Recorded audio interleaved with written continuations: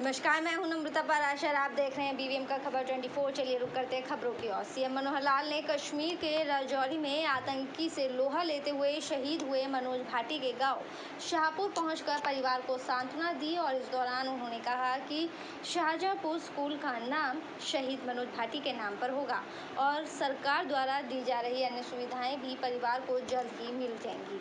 मुख्यमंत्री मनोहर लाल ने कहा कि परिवार के एक सदस्य को नौकरी भी हरियाणा सरकार की तरफ से दी जाएगी। गांव के लोगों की जो अन्य मांगे होंगी उन पर भी विचार किया जाएगा। मुख्यमंत्री मनोहर लाल ने शहीद मनोज भाटी की मूर्ति को पुष्प अर्पित कर श्रद्धांजलि देने के बाद शहीद की पत्नी कोमल से बातचीत की और इस दौरान कोमल की तरफ से नौकरी देने की मांग की गई। इस पर मुख्यमंत्री ने तुरंत हामी भरते हुए जल्द ही नौकरी देने का वायदा भी किया। पत्नी कोमल से मिलने के दौरान शहीद की मां सुनीता देवी और पिता बाबूलाल भी वहां पर मौजूद रहे। शहीद मनोज भाटी के घर पहुंचे मुख्यमंत्री ने शोक जताने के बाद गांव के ही राहुल भाटी, जो यमुना नदी में डूबकर उसकी मौत हुई थी, उसके परिवार के वहां भी पहुंचकर शोक जताया। हमारे लिए बड़े वैसे तो एक शहीद सैनिक वो चला गया, देश पर शहीद हो गया। परिवार के नाते भी हमको उसका बहुत एक कमी महसूस हो रही है। बड़ा एक बहुत झटका लगा है परिवार को, लेकिन फिर भी देश के ऊपर वो शहीद हुआ है, शहादत के ऊपर गर्व भी है। इसलिए परिवार के लोगों को ढांढस बनाने के लिए मैं आया हूँ और कुछ चीज़ें हमने तय की हैं कि इस शहीद के नाम से इसका नाम अमर रहे। तो यहाँ का जो स्कूल है उस स्कूल का नाम शहीद मनोज भाटी उनके नाम से रखा जाएगा और इसके अलावा भी परिवार की सहायता के नाते से जो राशि होती है वो भी इनको जल्दी पहुंचेगी और परिवार के एक सदस्य को नौकरी की बात भी हमने कही है। इसलिए परिवार की और भी जो सहायता संभव होगी सब हम करेंगे।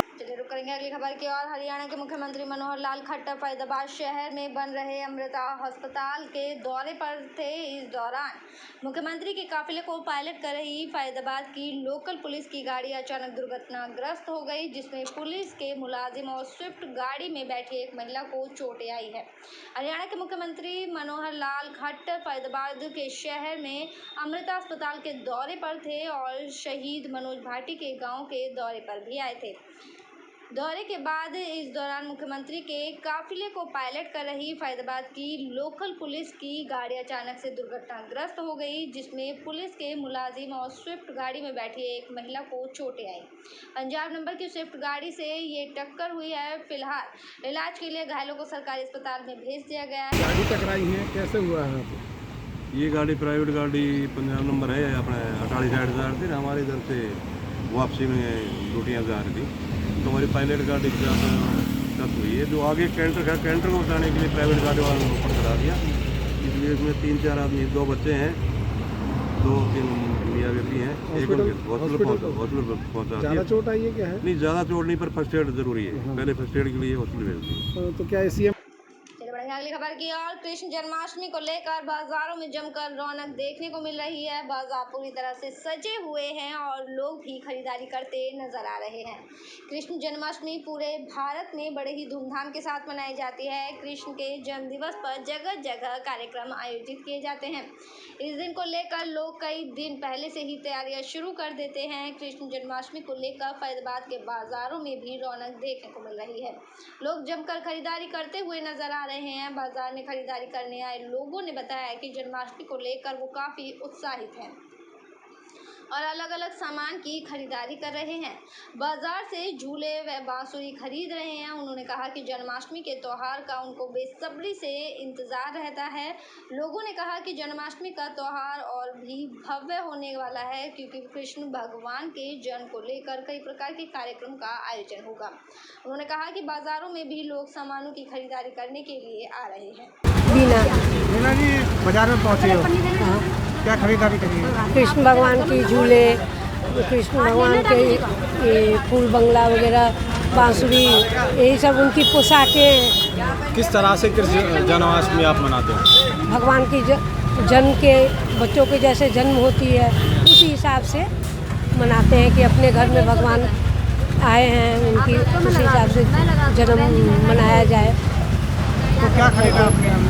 बर्थडे में उनकी सबकी खरीदारी करके उनकी पोशाक हर चीज़ मतलब उनके पसंद का चीज़ हर चीज़ जो चढ़ावा की है सब चीज़ हम लोग खरीदते हैं। तो रेट में कुछ फर्क दिखा है? बहुत फर्क है, तो महंगाई बहुत है। नाम आपका? मेरा नाम नरेश कुमार गुप्ता है।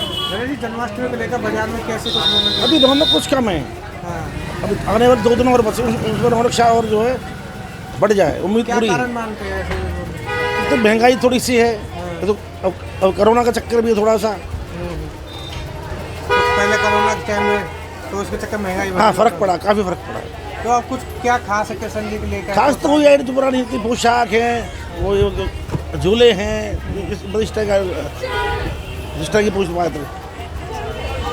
जो लड्डू गोपालन की कीमत क्या रखी गई है? जो साइज़ छोटा है उसकी 250-300 रुपये, उससे बड़ा साइज़ होगा 550, 600, 700। तो पहले के रेट और अब के रेट में हाँ, फर्क पड़ा, उससे फर्क पड़ा। कितना रेट फर्क पड़ा?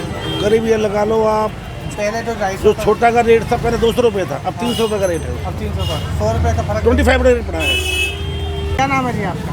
हाँ, मेरा नाम प्रियंका है। प्रियंका, जन्माष्टमी को लेकर बाजार में आए खरीदारी लेके, क्या क्या किया? अभी हम लोग जैसे कृष्ण जी का झूला खरीद रहे हैं, ये फूल बाग खरीद रहे हैं, ये सब डेकोरेशन वगैरह के सामान खरीद रहे हैं हम लोग। और कृष्ण जन्माष्टमी में उनका जन्म करवाएंगे तो ये सब सजावट के सामान खरीद रहे हैं। तो पहले के रेट और अभी रेट में कितना फर्क देखने को मिला? नहीं, रेट में तो थोड़ी सी महंगाई हुई है पहले के कंपेयर में। हाँ, ऐसा नहीं है, हर चीज़ के रेट बढ़े हैं पहले से। पहले आराम से 200-250 में मिल जाती थी, अब 450-500 वगैरह में मिल रही है। डबल हो गई पहले से? हाँ, पहले से डबल हो गई है चीज़ें, मगर ये है कि वैरायटी आ गई है अच्छा। और हर लेवल की चीज़ें मिल जाती हैं। आपके ऊपर डिपेंड करता है आपको किस लेवल की चीज़ें लेनी। तो कितनी भक्ति है कृष्ण के प्रति जो आप खरीद रहे हो इसको?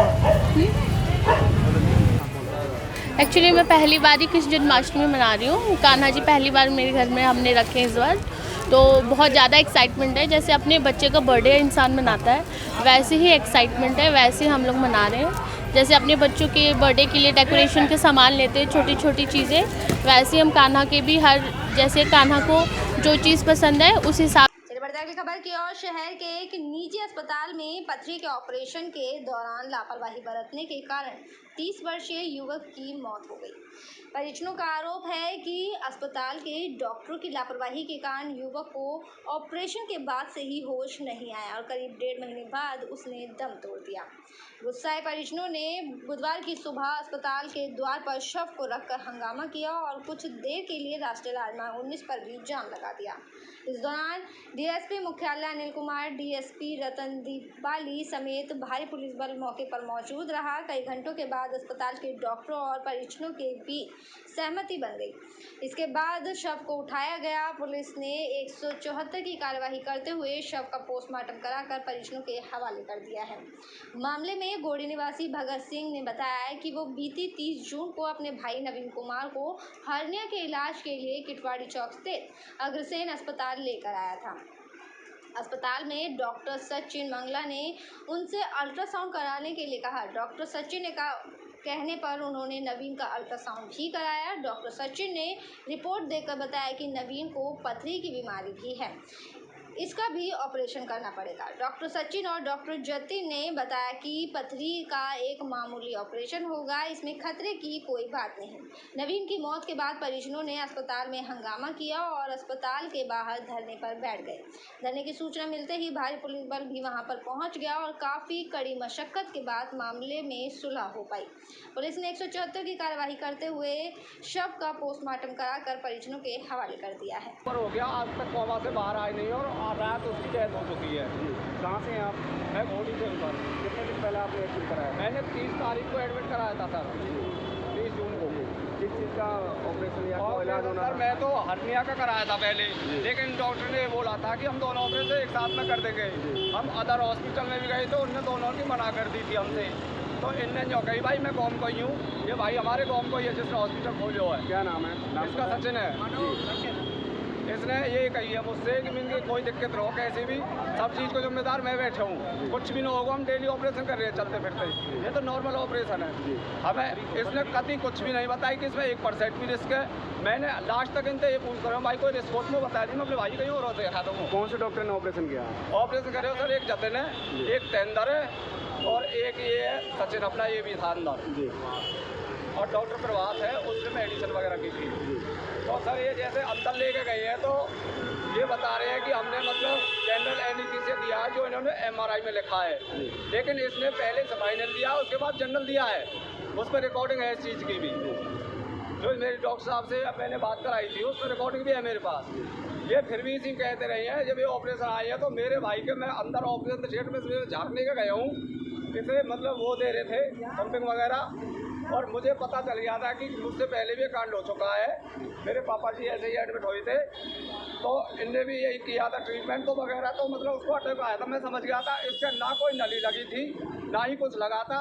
ये कह रहे हैं हमने ट्यूब वगैरह डाल रखी थी, लेकिन मैंने खुद ने अपनी आंखों से देखा इसमें कुछ भी नहीं जा रखा, इसे दबा रखे थे, दबा रहे थे और मुँह में एक नली पड़ी थी उसे पंप कर रहे थे बस। उसके बाद और मैंने इससे पूछा भी है कि सर कोई दिक्कत वाली बात तो नो भाई साहब, ऐसी कोई बात ना, इसने मेरे साथ जो हाथ करके कोई दिक्कत नो कैसी भी, मैं निकले आया हूँ बाहर। उसके बाद जब ऑपरेशन है कोई बेहोश की मुद्रा में आए हुए और ये जैसे ही अंदर से बाहर निकले, जो लापरवाही से ये नवीन नाम का लड़का था जो घोड़ी गांव का रहने वाला था। 30 जून को ये एडमिट हुआ था और 4-5 दिन ये एडमिट रहा था, उसके बाद ये रेफ़र हो गया था QRG फरीदाबाद। उसके बाद फिर ये एशियन हॉस्पिटल में चले गया था और उसके उपरांत ये ESI 3 नंबर फरीदाबाद रात वहाँ 9:30 बजे इसकी मौत हो गई थी। जो हमें आज सूचना मिली भाई ऐसे ऐसे इनके परिवार वाले डेड बॉडी को लाकर अग्रसेन हॉस्पिटल के सामने रखेंगे। जो हम वहाँ पर पहुँचे हैं, सीनियर अफसर भी थे और वहाँ पे इन्होंने इनके फादर ने एक दरखास्त दी है, उस पर हमें 174 कार्रवाई कर रहे हैं। 174 कार्रवाई जी, तो कार्रवाई नहीं चाहते किसी के खिलाफ? नहीं जी, इत्तफाकिया मौत हुई है, बीमारी कारण इसकी मौत होना पाया गया है और बाद पोस्टमार्टम रिपोर्ट आने के उपरांत जो होगा वो कार्रवाई अमल में ले जाएगी। चलिए रुक करेंगे अगली खबर की और। National highway authority of India द्वारा बुधवार को पलवल नेशनल हाईवे नंबर 19 पर एलिवेटेड के नीचे वृक्षारोपण का कार्यक्रम किया गया। जिला उपायुक्त कृष्ण कुमार और उपमंडल अधिकारी वैशाली सिंह, निगरानी समिति पलवल के सदस्य मुकेश सिंगला, भारतीय राष्ट्रीय राजमार्ग प्राधिकरण के परियोजना निदेशक VK जोशी, कार्यकारी अभियंता धीरज सिंह ने पौधारोपण कर कार्यक्रम का शुभारंभ किया। इस अवसर पर परियोजना प्रमुख Delhi Agra toll road limited Vaibhav Sharma, maintenance manager Rachit Kaushik, plaza manager Sunny Kumar, horticulture विशेषज्ञ बुधराम भी मौजूद रहे। उपायुक्त कृष्ण कुमार ने कहा कि राष्ट्रीय राजमार्ग प्राधिकरण द्वारा पलवल में एलिवेटेड पुल के नीचे वृक्षारोपण कार्यक्रम शुरू किया गया है। पलवल आगरा चौक से लेकर फरीदाबाद की सीमा तक नेशनल हाईवे के नीचे पौधे लगाए जाएंगे ताकि राष्ट्रीय राजमार्ग का सौंदर्यीकरण किया जा सके और पलवल को हरा भरा बनाया जा सके। उपायुक्त ने कहा कि आगामी 15 दिनों तक वृक्षारोपण अभियान चलेगा। विभिन्न किस्मों के सुंदर पौधे लगाए जाएंगे और उनकी फेंसिंग भी की जाएगी। उपायुक्त ने कहा कि मानसून के सीजन में सभी पौधे पनप जाएंगे और शहर का सौंदर्यीकरण बढ़ेगा। उपायुक्त लोगों से अपील करते हुए कहा कि भारतीय राष्ट्रीय राजमार्ग प्राधिकरण द्वारा चलाए गए वृक्षारोपण अभियान में सहयोग करें, पौधों का रखरखाव करें और पौधों को नुकसान न पहुंचाएं। यहाँ पे हमारा जो टारगेट है 1000 से ऊपर पौधे लगाने का प्लान हमारा है और पूरा ये पलवल एलिवेटेड हम कवर करेंगे। उसके अलावा हमने इस एलिवेटेड के अलावा इस साल 25,000 से ऊपर के अपने वृक्ष लगाए हैं, 25,000 से ज़्यादा पूरे हाईवे के ऊपर। लोगों से मेरी यही अपील है, ये जो राष्ट्रीय राजमार्ग है ये लोगों की संपत्ति है, ये लोगों के द्वारा ही मेंटेन किया जा सकता है। जब तक सभी लोगों का इसमें सहयोग नहीं होगा चीज़ें बेटर नहीं होंगी। मेरी लोगों से हाथ जोड़ के विनती है, मेरी अपील है कि लोग हाईवे पर गंदगी ना फेंका करें, हाईवे को मेंटेन करने में लोग सहयोग करें और जहां कहीं भी हाईवे में कोई कमी नज़र आती है तो उसे हमारे संज्ञान में लेकर आए। उसके लिए हमने हर 5 किलोमीटर पर अपना नंबर डिस्प्ले कर रखा है। हाईवे आज NHAI की तरफ से जो भी पलवल में फ्लाईओवर है उसके नीचे प्लांटेशन का काम शुरू किया गया है और इसमें जितने भी पौधे लगेंगे पलवल के फरीदाबाद एंड से लेके आगरा एंड तक वो सारे पौधे लगाए जाएंगे। अभी अगले 15 दिन तक ये कार्रवाई रहेगी और अच्छे पौधे लगाए हैं, इनकी फेंसिंग भी लगाई जाएगी। मानसून का सीज़न है, ये सारे पौधे अच्छे बनेंगे, शहर का सौंदर्यीकरण होगा इससे। लोगों से मेरी अपील यही रहेगी कि जो NHAI काम कर रहा है या प्लांटेशन का काम कर रहा है उसमें अपना सहयोग दे और इनके रख रखाव में मदद करे और इनको नुकसान ना पहुँचे। मेरे साथ खबरों में फिलहाल इतना ही। आप बने रहिए BVM के खबर 24 के साथ। फिलहाल मुझे दीजिए इजाज़त। नमस्कार।